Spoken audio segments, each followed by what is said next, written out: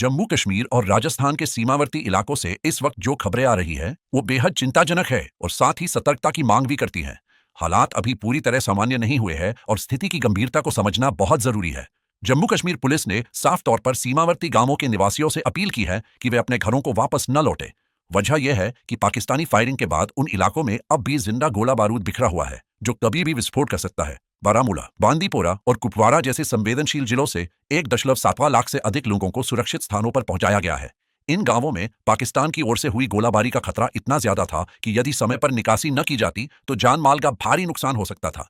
Police की advisory में साफ लिखा है कि बम निरोधक दस्तों को उन इलाकों में भेजा जाएगा ताकि बिखरे हुए विस्फोटकों को निष्क्रिय किया जा सके, और ये चेतावनी किसी अंदाजे पर नहीं बल्कि अनुभव पर आधारित है। साल 2023 में बचे हुए गोले फटने से 41 लोगों की मौत हो चुकी है। इस बार भी बुधवार से लेकर अब तक 25 लोगों की जान जा चुकी है, जिनमें से सबसे ज्यादा यानी 18 मौतें पुंछ जिले में हुई है। घायलों की संख्या भी 50 से अधिक है। ये हमला दरअसल भारत की उस जवाबी कार्रवाई के बाद हुआ जिसमें भारतीय सेना ने पाकिस्तान और पीओके में 9 आतंकी ठिकानों पर हमला किया था। ये बदला उस हमले का था जो 22 अप्रैल को पहलगाम में हुआ था और जिसमें 26 लोग मारे गए थे। भारत और पाकिस्तान ने 4 दिनों तक चली जबरदस्त ड्रोन और मिसाइल गतिविधियों के बाद शनिवार को सीज फायर पर सहमति जताई थी। लेकिन हैरानी की बात यह है कि शनिवार की रात को ही पाकिस्तान ने सीज फायर का उल्लंघन कर दिया, जिससे सीमावर्ती इलाकों में एक बार फिर डर का माहौल बन गया। हालांकि रविवार की सुबह बाजार खुल गए और सामान्य गतिविधियां शुरू हो गई, लेकिन लोग अभी भी डरे हुए हैं। इसी दौरान राजस्थान में भी हालात कुछ अलग नहीं रहे। जैसलमेर और बाड़मेर जैसे सीमावर्ती जिलों में शनिवार रात को ब्लैकआउट कर दिया गया। ड्रोन गतिविधियों की खबरें आईं और विस्फोट भी सुने गए।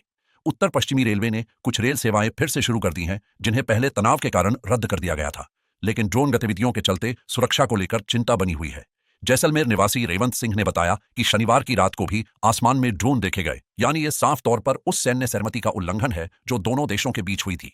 भारतीय सेना ने इन ड्रोन को हवा में ही नष्ट कर दिया, जिससे किसी जान माल का नुकसान नहीं हुआ, लेकिन ड्रोन के मलबे और मिसाइल जैसी वस्तुएं विभिन्न जगहों से बरामद की गई हैं।